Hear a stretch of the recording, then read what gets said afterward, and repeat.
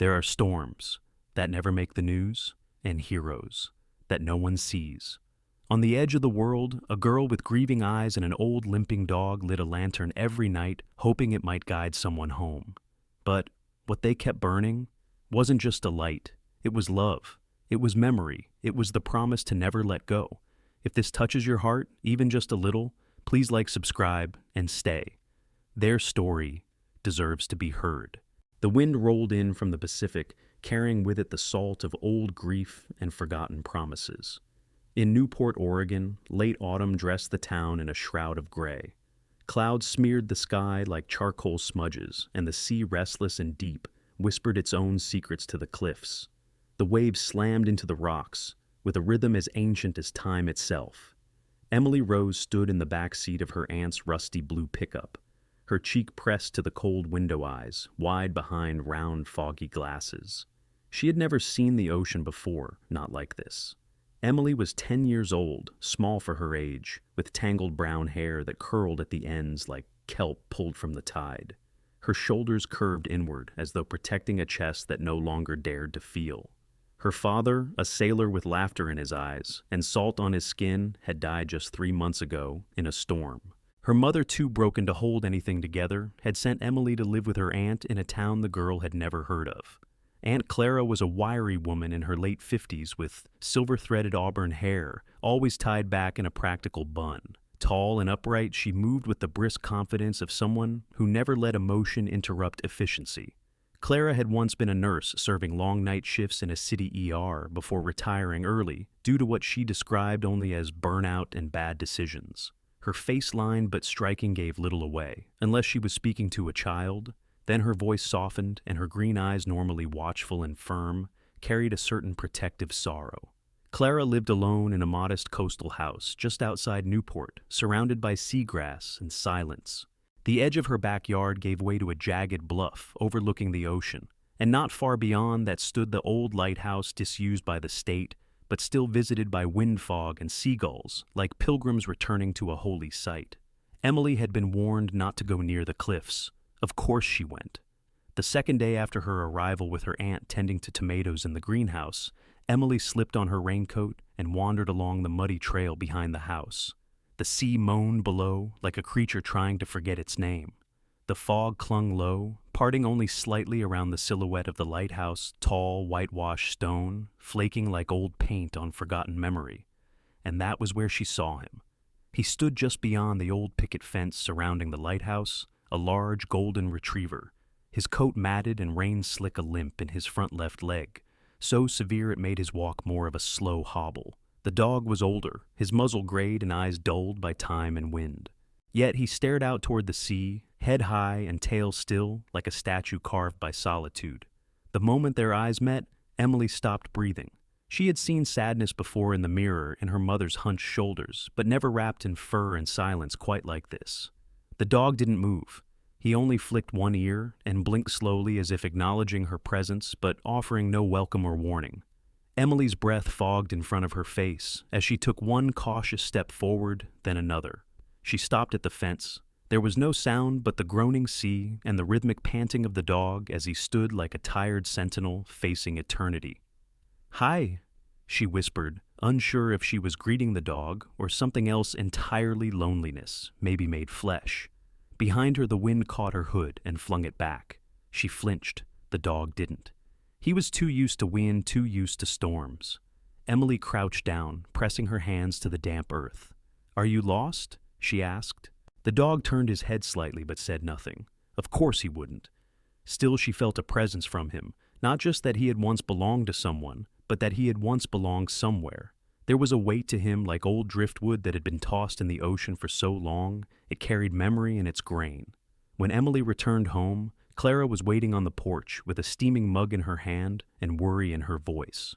"Where were you, Em?" "By the lighthouse," Emily replied, dropping her boots at the door. "There's a dog." Clara blinked. "Beacon. That's his name." Clara nodded slowly. "They say he belonged to Walter the lighthouse keeper who died 2 winters ago, trying to rescue a fisherman during a storm. After that, Beacon just stayed. No one's had the heart to move him." Emily looked down at her hands, fingers muddy and cold. "He's hurt." His leg. He's always limped, Clara said, handing her a towel. Got it during the same storm. Refused to leave Walter's side. That night, Emily couldn't sleep. The lighthouse blinked its faint yellow eye in the distance. Someone still turned it on, even though the state said it wasn't needed anymore. She thought about the dog with the bad leg and the way he watched the ocean like it owed him something. She wondered how long he'd been doing that. Days, years. The next morning, she packed a slice of toast in her jacket pocket and slipped out early. She took the trail again, shoes crunching on frostbitten grass wind pressing insistently against her.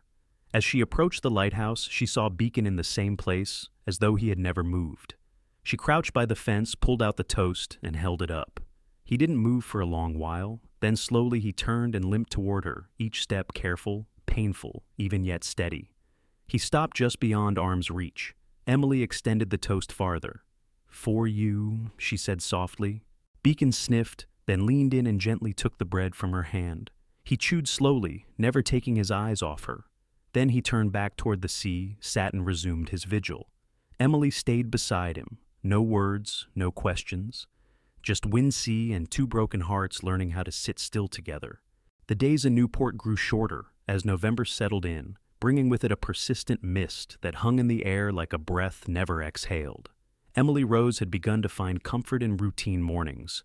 With her Aunt Clara, afternoons spent sketching or reading by the window, and just after dusk, her quiet pilgrimages to the Lighthouse Trail. She had not told Clara yet how close she'd come to Beacon. Something about it felt too sacred, too delicate for words. That evening, with the fog rolling in from the sea and the moon hidden behind heavy clouds, Emily walked the familiar trail boot squelching slightly in the wet grass. She carried a satchel she'd taken from Clara's hallway closet. Inside were bandages, a pair of children's scissors, and the corner of a roast sandwich she had saved from dinner. As she reached the lighthouse fence, Beacon was there again, standing not quite in his usual place, but closer to the entrance, shifting his weight awkwardly off his injured front leg. The lighthouse door surprisingly was ajar. Beacon turned, gave her a look, not fear, not warning, but something closer to invitation, and began limping through the doorway. Emily hesitated, her heart pounding in her chest. Her mother would have said no. Clara would have definitely said no. But Beacon was going in, and something about his slow, solemn steps made her believe that what lay inside wasn't danger, but memory. Inside the lighthouse was a tomb of old salt and dust. The air was tinged with the scent of rusted metal and damp stone. Wooden stairs spiraled upward along the wall, their edges worn soft by years of footsteps. A desk sat near the window, covered in papers, curled with age, and a wool coat still hung on a nail by the door. Emily could almost see a man's back there, once hunched over a logbook, with Beacon curled at his feet. Beacon paused at the base of the stairs, breathing heavily. He looked back at her, once then began to climb, slow, uneven, each step a struggle. Emily followed step by creaking step, watching how he used his hind legs to compensate for the old injury. By the time they reached the top, her legs burned and her throat was tight from the silence. The room at the top was round with tall glass panels now clouded by mist. In the center stood the old lantern, a sturdy brass structure that once pulsed light into the dark horizon. To her surprise, it flickered, dimly, gently, but undeniably lit. Beacon hobbled over to a small rusted box mounted on the wall and nudged it with his nose. There was a soft click and the light grew a shade stronger. Emily gasped. "You turn it on?" He settled beside the base of the lantern, lying down carefully with a sigh. His breathing was labored, and now this close, Emily saw the old scar running along his shoulder. The fur had never quite grown back right, and the skin beneath looked weathered like bark over a wound. Emily took a slow step forward, then knelt beside him. She unlatched her satchel and pulled out the bandages. "I don't know if I'm any good at this," she murmured, "but I'll try." As she gently wrapped the cloth around the worst of the old wound, Beacon licked her wrist once, a warm, rough gesture of trust. When she finished, he placed his head on her knee, and they sat together in that circle of soft light, two shadows keeping each other company in the dark. Outside, a ship horn moaned somewhere in the distance. Emily glanced out the window. The fog had thickened, and the sea had swallowed the horizon. The lighthouse beam, though, faint, still cut through it. A sudden knock downstairs made her flinch. "Emily!" A voice called, a man's voice, unfamiliar but kind. Startled, she rose and peered down the staircase. A man with broad shoulders and a weather-worn face stood in the entryway, flashlight in hand. He wore a forest ranger's uniform, its green collar damp with sea spray. "I'm not here to scare you," he said, voice steady. "Name's Daniel Mercer. I check the coastal trails. Your aunt called. The station said she saw movement up here and worried you might have wandered too far." Daniel Mercer was in his mid-40s, tall with streaks of silver in his dark beard. His boots were muddy, and his eyes had the calm of someone used to dealing with both lost hikers and their worried families. He had once been a Coast Guard, people said, before a storm off Cape Meares left him with a shattered knee and a quieter way of living. His limp matched Beacon's as he climbed up the last few steps and paused at the sight of the glowing lantern. He whispered. "That thing hasn't been lit in years." Emily's voice was small. "Beacon lights it." Daniel turned his eyes toward the dog, then to the girl. "You named him. He already had a name," she replied softly. "He belongs here." Daniel nodded, not questioning her. He walked to the window, looked out over the sea, and then back down at Emily. "You should come back soon. Fog's rolling in thicker, and your aunt's halfway to calling the whole town." Emily stood and touched Beacon's head. "He can't climb up and down too much. It hurts him." "I can carry him," Daniel offered, gently stepping forward, "but only if he lets me." To their surprise, Beacon stood slowly and leaned against Daniel's leg, as if knowing this man had once known storms too. Back at Clara's porch, the lights were on, and Clara herself stood with her arms crossed, face pale with worry. When she saw Emily, she stepped forward, half angry, half relieved, and pulled her into a hug so tight the girl couldn't breathe for a moment. "I told you not to go too far," Clara scolded, voice trembling. "I had to," Emily whispered. "Beacon, he was alone." Clara looked up at Daniel, who carried the heavy dog with surprising gentleness. For a long moment, she said nothing. Then she sighed. "We'll talk later. Get inside." That night, Clara allowed Beacon to sleep in the sunroom, a warm towel under his body, and Emily curled beside him with a blanket. As the fog thickened and the lighthouse beam flickered in the distance, Emily pressed her face into the dog's fur and whispered, "I'll help you light it every night, I promise."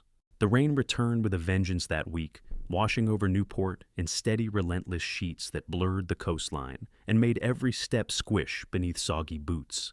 Emily sat curled beside the window knees, pulled to her chest sketchbook, balanced carefully on her lap. Outside, the sea growled in low tones, and the lighthouse blinked faintly through the gray curtain, like a sleepy eye trying not to close. Beacon lay at her feet, wrapped in a faded flannel blanket. He had taken to following her around the house when allowed moving slowly on his bad leg tail, thudding lightly against the floor whenever she looked at him. His injury, still sore despite the bandaging, didn't keep him from climbing the 2 steps up to the porch or nudging her hand when he sensed her drifting thoughts. Clara walked into the room, carrying a tray with 2 mugs of steaming cocoa and a small bowl of cut apples. She was wearing her rain apron and old gardening gloves mud-streaked along the hems. Her auburn gray hair was pulled back messily, rain still clinging to the ends.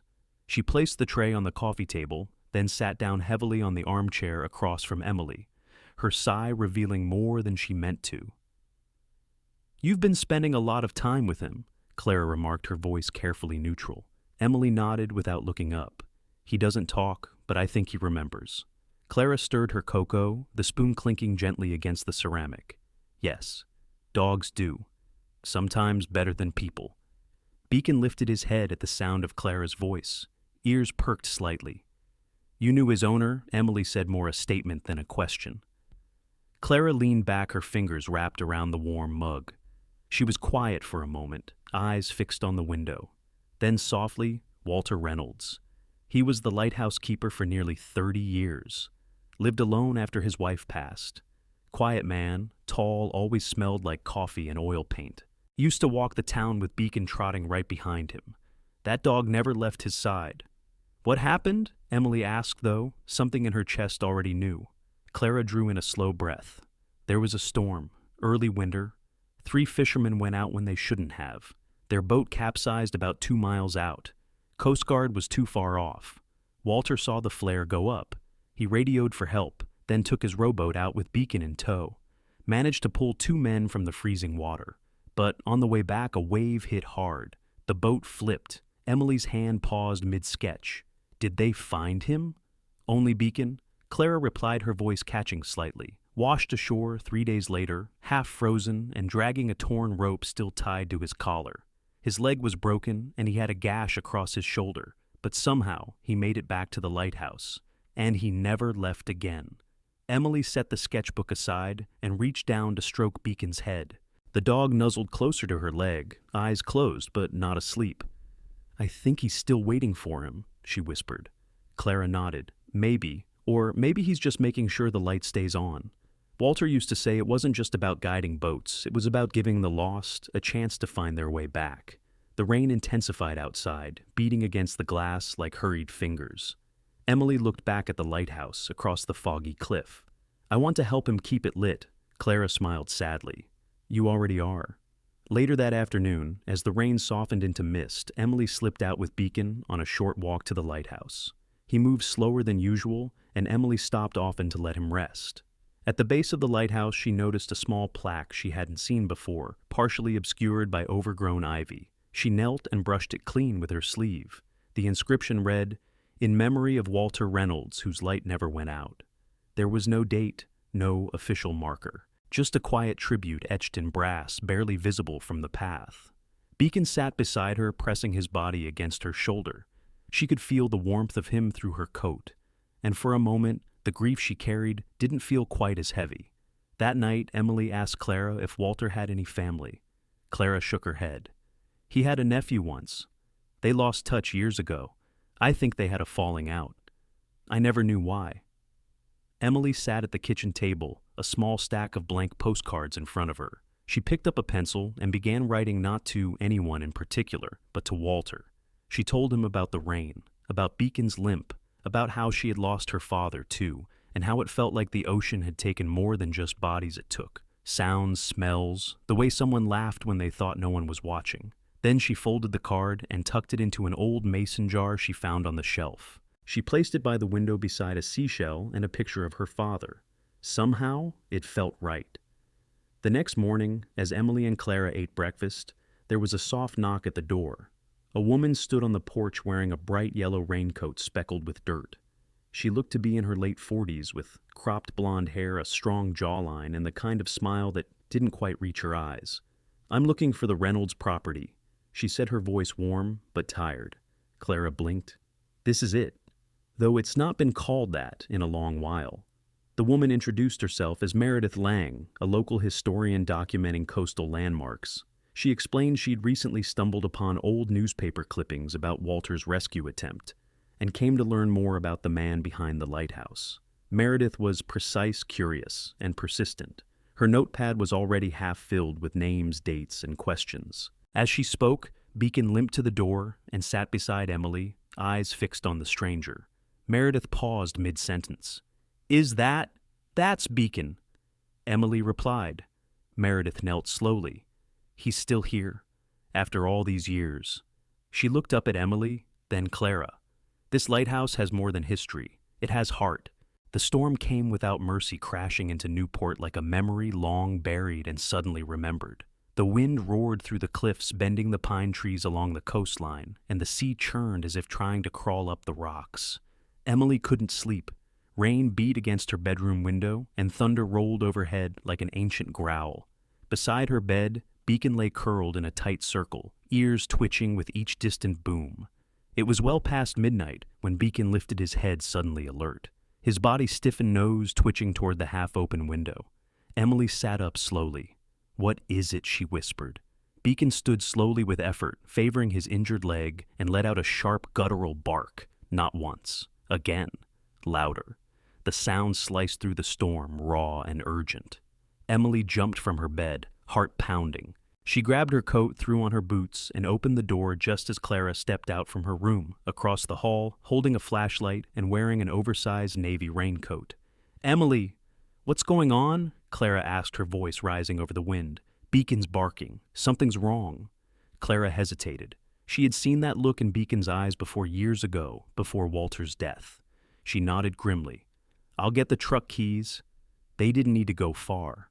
Beacon hobbled ahead of them down the muddy trail toward the cliffs, barking repeatedly. The beam of Clara's flashlight cut through the thick mist, revealing sheets of rain slicing across the rocky ledge.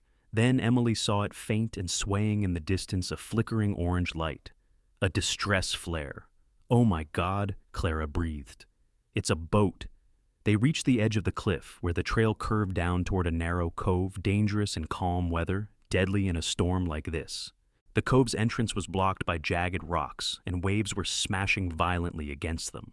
A small dinghy was stuck between two boulders, its motor disabled and hull cracked, barely holding above the rising tide. Two figures clung to the sides, men drenched shouting hoarsely for help. Emily's breath caught in her throat. "We have to do something." Clara nodded, already moving. "Go back to the house. Call Daniel Mercer, he's the ranger on duty tonight. Tell him to bring the Coast Rescue Team. Go now."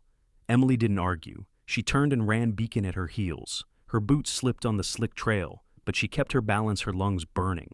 Inside the house, she grabbed the old landline phone cell. Reception was useless during storms, and dialed the emergency line Clara had shown her just a week ago. The voice on the other end was calm and steady. "Mercer here.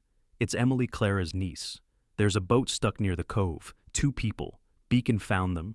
Please hurry." "We're 10 minutes out," Daniel replied. "Stay where it's safe." Emily hung up and looked at Beacon, who was soaked and trembling, but still alert. She ran back toward the trail, ignoring the cold rain, now plastering her hair to her cheeks. Clara was at the edge of the cove, holding a long branch toward the stranded men, though the distance was too great. "We need a rope," she shouted when she saw Emily. "There's one in the truck bed."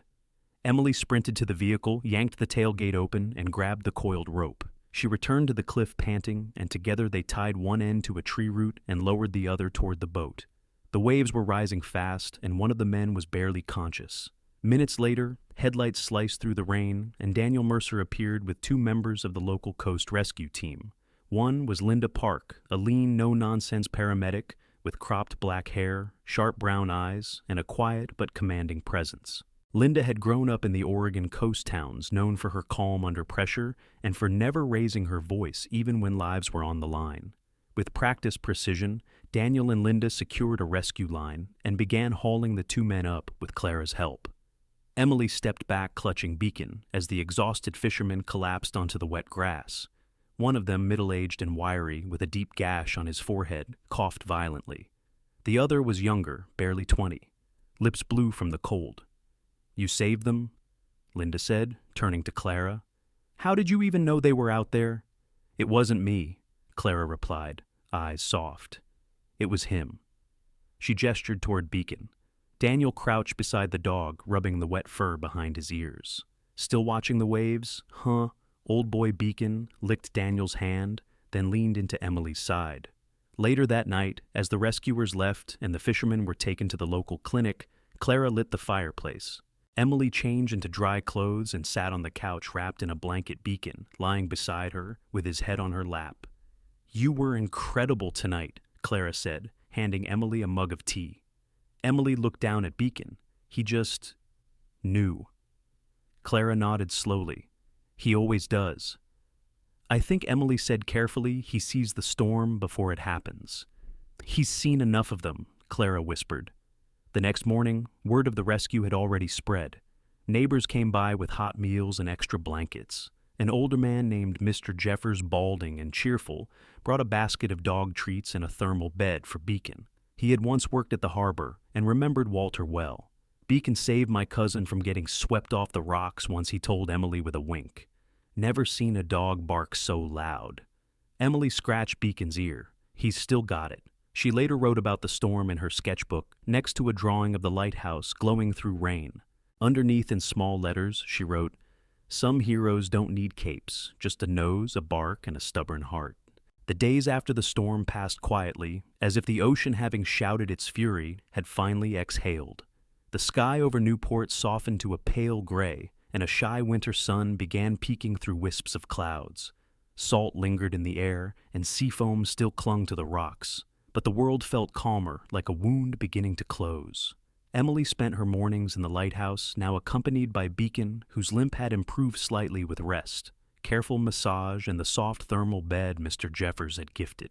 The old dog seemed more at ease than before, though his eyes never strayed far from the horizon. On a particularly quiet afternoon, as the wind whistled low and the sun lit up the dusty glass of the lighthouse window, Emily began sweeping the narrow stairwell, wanting to make the place feel less forgotten. As she reached a warped wooden plank near the bottom, her foot hit something solid beneath. She paused. Kneeling down, she noticed the edge of what looked like a small trap door, almost invisible beneath years of grime.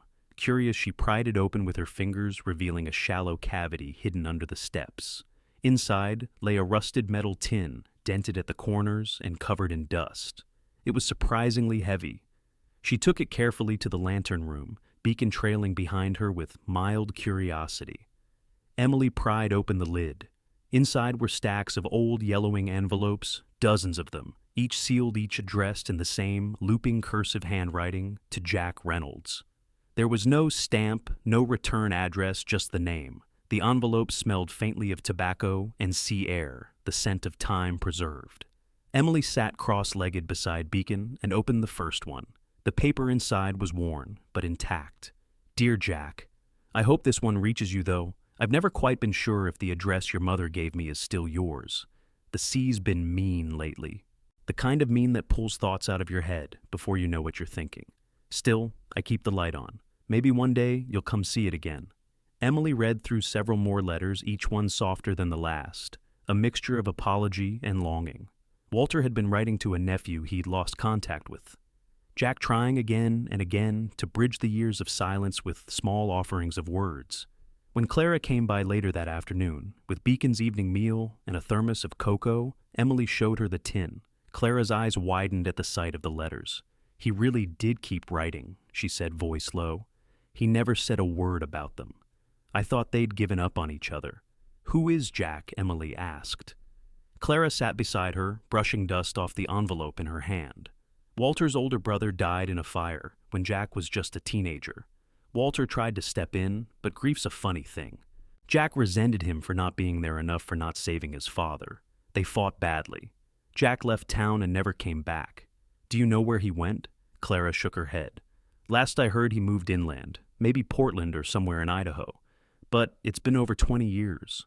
Emily looked down at the letters again, then picked one up, running her fingers over the paper. I want to find him. Clara looked at her closely. Emily. Someone should know that Walter tried, that he never stopped. That evening they sat together at the dining table, a stack of letters beside them.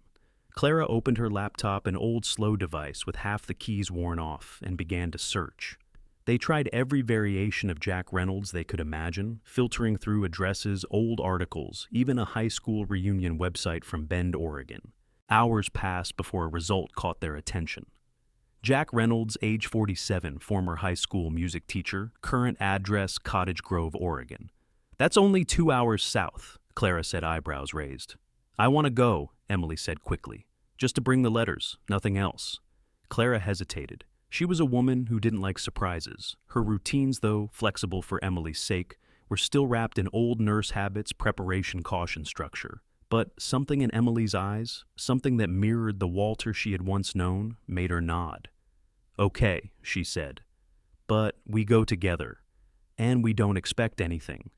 The next day, with Beacon in the back seat and the tin of letters tucked into a canvas bag, they drove out of Newport, past the pine-draped cliffs and down winding roads until they reached the quiet streets of Cottage Grove. The town was peaceful, nestled between low hills and sleepy storefronts, the kind of place that held stories in every weathered shingle. They stopped outside a modest white house with a red mailbox. A wind chime tinkled softly in the breeze. Emily stepped out first, heart hammering, clutching the canvas bag. The door opened before she could knock. A man stood in the doorway, tall, lean, with gray-streaked hair and a calm, unreadable face. He wore a worn flannel shirt and thick-framed glasses.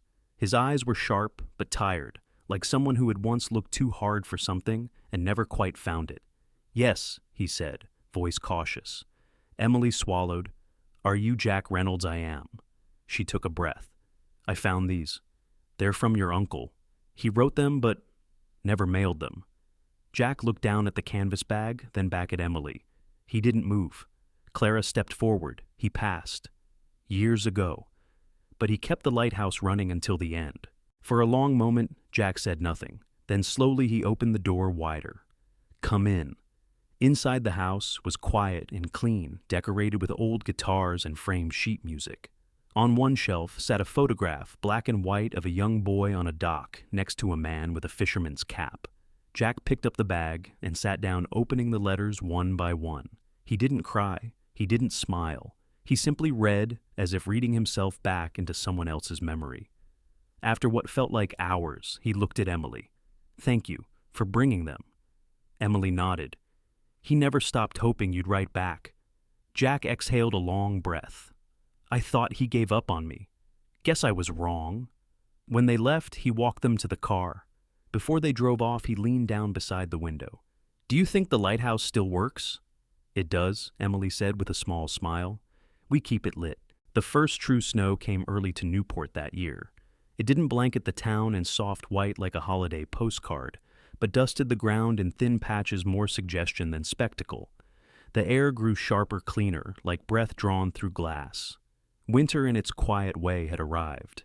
Emily had changed in those past few weeks. Clara saw it in her gait, no longer listless, but purposeful, and in the way she handled the matches each evening, with reverence, as though lighting the lantern wasn't just about helping ships, but souls. She had made it her duty now, and Beacon, aging though he was, walked that duty with her. Each evening, just after dinner, Emily would bundle herself in her thick red coat, knot her scarf twice, and gently coax Beacon to his feet. The old dog rose with a grunt, shook out his limbs, and limped to the front door, where his own coat, a quilted green vest sewn by Clara, waited for him. His legs still ached in the cold, but nothing could keep him from climbing those steps one at a time, just as he had done beside Walter years before. Inside the lighthouse, the stairs creaked and groaned like an old man telling stories. Emily took them slowly to match Beacon's rhythm. At the top, the lantern room had become their sanctuary. Clara had brought a thick rug to lie beside the lantern, and Emily had placed a weathered wicker chair there, where she now sat every evening with a book in her lap and a pencil tucked behind one ear. Sometimes she read aloud tales of ocean explorers, poems about stars, even parts of the lighthouse logbook Walter had kept. Other nights she wrote. In a small leather journal with a broken clasp, she began recording messages to her father. "Dear Dad," she wrote one night today, "I met a woman who played violin for lost birds. Her name was Sarah. She said some birds return if you give them music instead of nets. Maybe that's how the sea works too. Maybe it gives back what it takes when we stop asking so loudly." Sarah hadn't been real, at least not in the flesh. Emily had begun imagining characters during her long hours in the lighthouse. Sometimes she'd whisper their names to Beacon and invent their stories. It helped. It filled the silence that used to echo too loudly in her chest. Occasionally, Clara joined her. She'd sit quietly watching the lamp flicker hands in her coat pockets. She never said much, but she always smiled when Emily began reading. Clara, tall and angular with eyes that carried both salt and softness, had learned long ago that some wounds don't need to be fixed, just seen. Watching Emily with Beacon reminded her of Walter of evenings, when the only thing louder than the sea was the silence between two people learning how to be less alone. One such evening, as snow began to fall again, Emily reached the top of the lighthouse to find something waiting on the chair.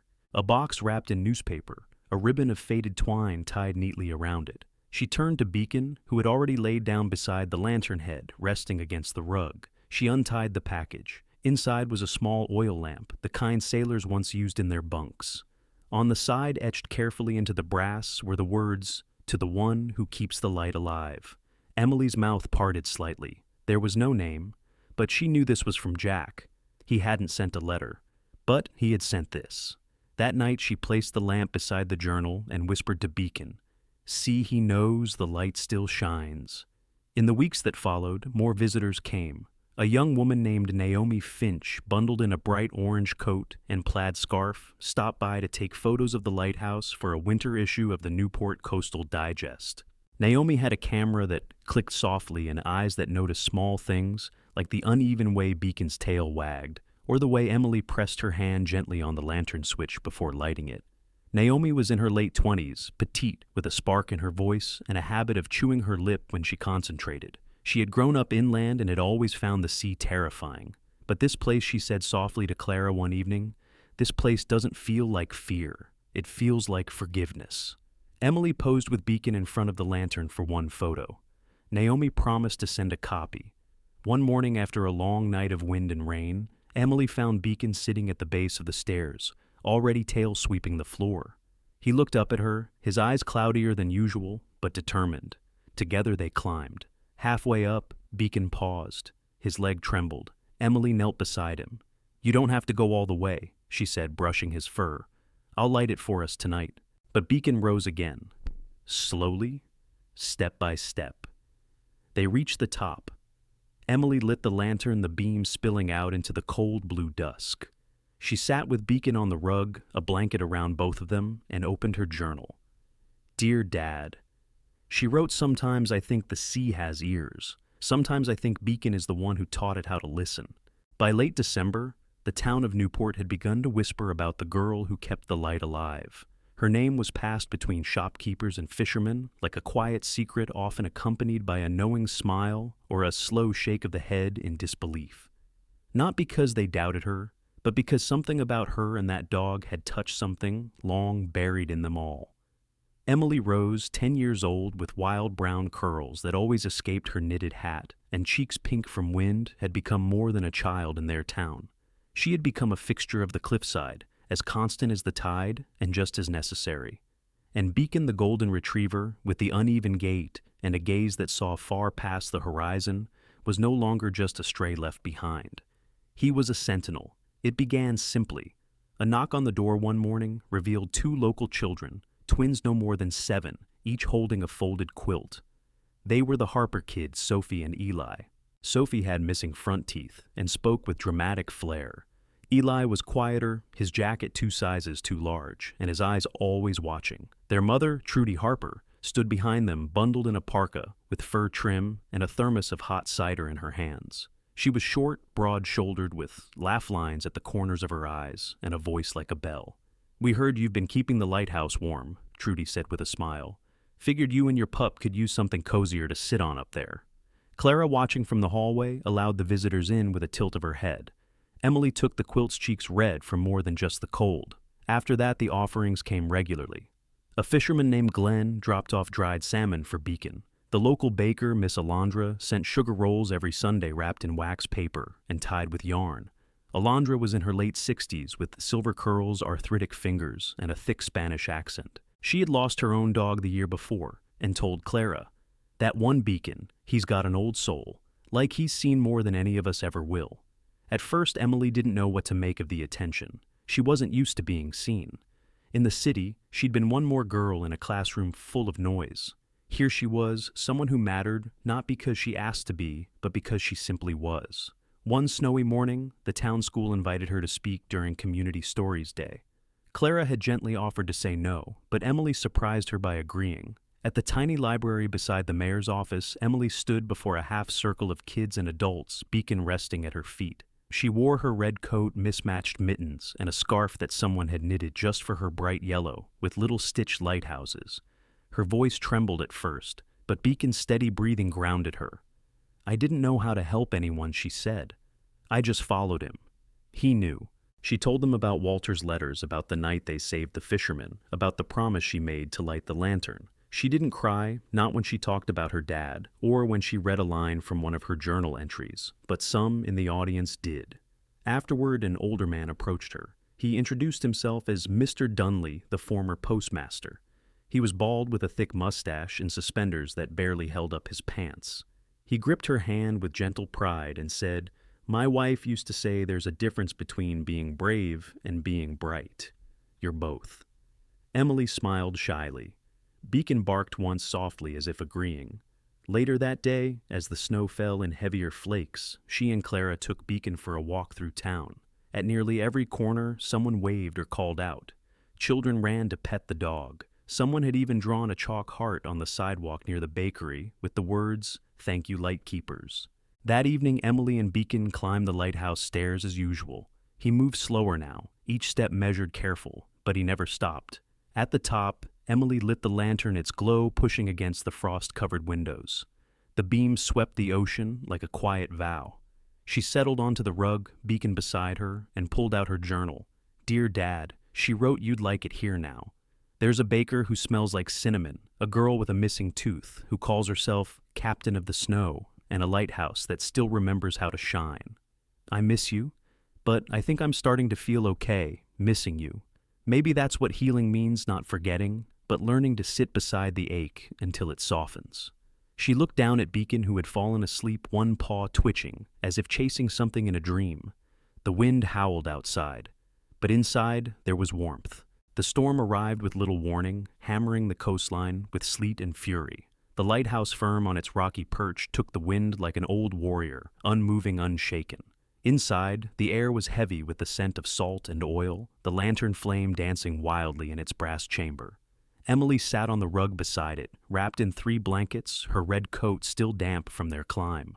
Next to her, Beacon lay curled tightly head, resting on her thigh, his breathing shallow but steady.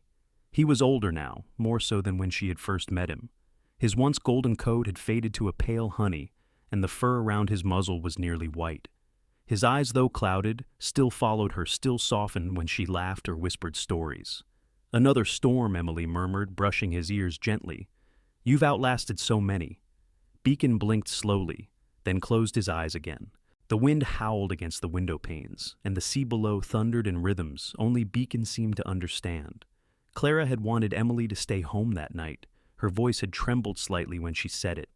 "It's dangerous, Em. Let the light rest one night."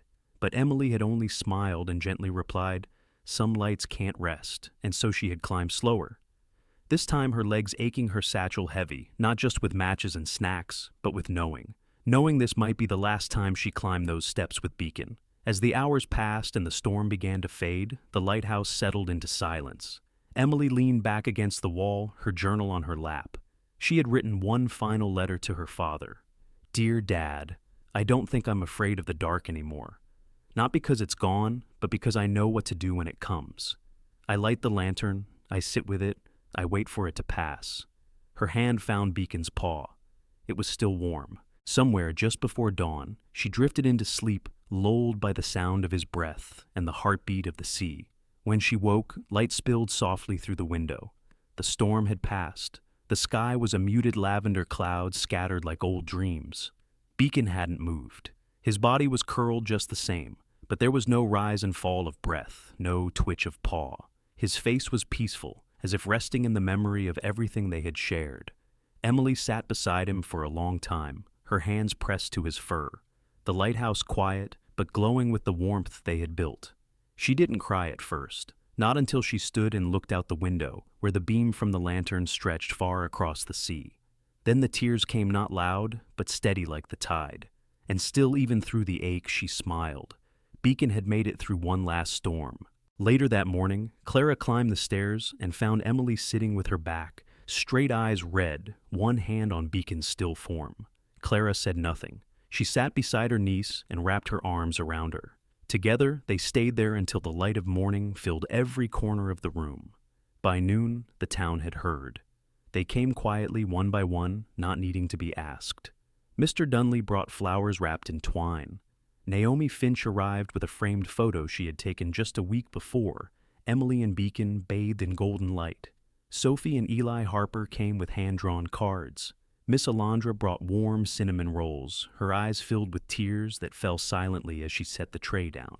They gathered at the base of the lighthouse as Clara, standing beside Emily, read a few lines from Walter's logbook entries that spoke of storms, weathered lights kept, and a dog who never left his post. He watched when others turned away. Clara said, voice low, "He stayed." And he shone. Beacon was buried beneath a pine tree on the cliff's edge overlooking the sea. Emily chose the spot herself. She placed a stone at the head, painted with a small image of the lighthouse, and beneath it a single line. The light never left him, and he never left the light. That evening, as the sun dipped low, Emily climbed the stairs again. Alone this time. At the top, she lit the lantern with steady hands, then sat beside it with her journal open. She didn't write to her father this time. She wrote to Beacon. "Dear Beacon, the light is on. I'll keep it that way. And when I feel alone, I'll listen for the wind and remember the sound of your paws on these stairs. Thank you for showing me how to wait for the dawn." The wind returned that night, softer now, brushing against the glass like an old friend. And far below, waves curled along the rocks, not crashing, just whispering, like they too remembered the dog who had once stood watch with eyes full of ocean. And from that day forward, even when Emily walked alone, she never felt alone. The light was always with her, and so was he. In our busy world, it's easy to overlook the quiet heroes, the ones who keep showing up, lighting the way, and loving without needing to be seen. But sometimes it's those small, quiet acts that heal the deepest wounds. If this story moved you even a little, please share, leave a comment, and subscribe. And let us know in the comments who in your life has been your steady light through the storms.